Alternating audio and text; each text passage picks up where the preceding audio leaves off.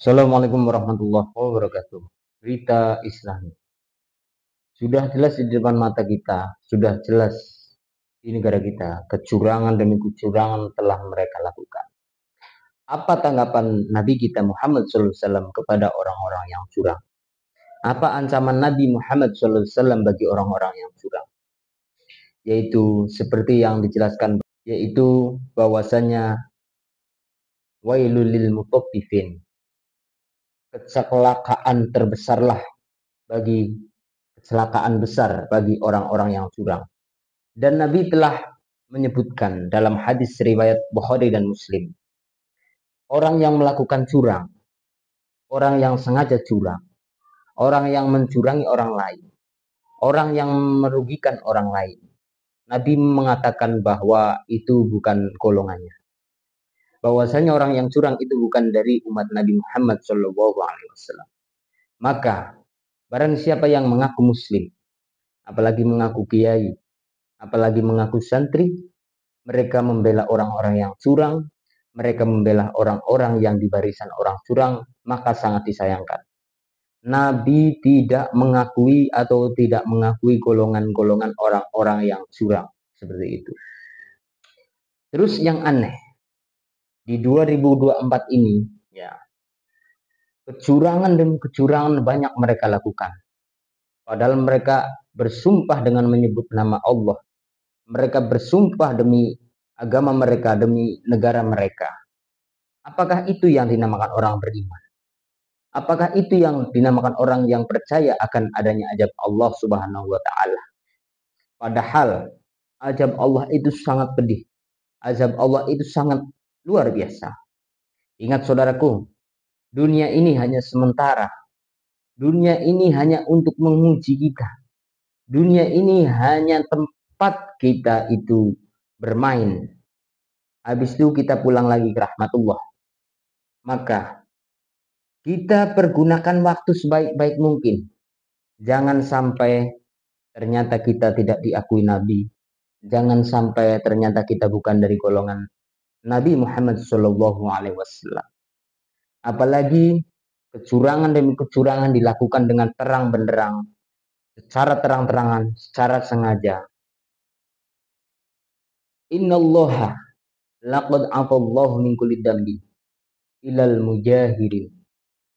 Sesungguhnya Allah itu dapat mengampuni dosa-dosa. Semua dosa dapat diampuni. Kecuali illal mujahirin. Orang-orang yang terang-terangan dalam melakukan semua dosa. Kecuali orang-orang yang melakukan kecurangan dengan secara terang-terangan. Yang anehnya, ya, setelah dilaporkan, setelah viral, setelah netizen memviralkan semuanya, itu baru mereka mengakui kesalahan. Itu mereka segampang itu meminta maaf. Coba kalau netizen tidak cerdik, coba kalau netizen tidak sigap, pasti kecurangan ini sampai kepada keberhasilan kecurangan mereka. Naudzubillah min dzalik. Naudzubillah min dzalik. Yang anehnya lagi, setelah viral kecurangan, setelah viralnya adanya pembodohan publik, setelah adanya kecurangan yang sangat-sangat masif dan terstruktur, anehnya lagi ada orang-orang yang mengaku ahli IT dari pasangan 01. Seharusnya dia kalau memang ahli IT mengetahui lebih dulu daripada netizen seperti itu. Sok-sokan dari pahlawan kesiangan setelah netizen tahu. Itu aja datanya ahli IT itu didapatkan dari netizen. Saya aja bisa kalau seperti itu. Maka jadi kalau jadi ahli IT ingin membela kebenaran, jangan ketinggalan seperti itu. Itu yang pertama. Yang kedua, kita di Indonesia itu dididik berbagai macam ilmu. Ilmu teknologi, teknologi, semua ada. Semua di Indonesia itu tidak kurang orang pintar, tidak kurang orang cerdas. Tapi yang satu yaitu kurangan orang jujur. Jadi, adanya kecurangan ini Anda telah menganggap orang Indonesia itu bodoh. Adanya kecurangan ini Anda telah menghina orang Indonesia itu bodoh. Masa 100 ditambah 100 jadinya setengah juta, jadinya 8.000, jadinya 10.000, jadinya 800. Itu Anda menghina bahwa kita itu tidak sekolah, seperti itu. Bisa dikatakan, kalau kita matematikanya bobrok, otomatis kerjanya mau jadi apa? Jadi KPU, seperti itu. Janganlah membodoh-bodohi masyarakat. Kita itu orang beriman, orang beragama. Ya. Di Indonesia ini undang-undangnya wajib beragama. Maka kalau jalan agama sudah tidak dipercayai lagi, maka jikalau agama sudah tidak dianut lagi sebagai arahan orang-orang yang beriman, maka hancurlah semuanya. Karena apa?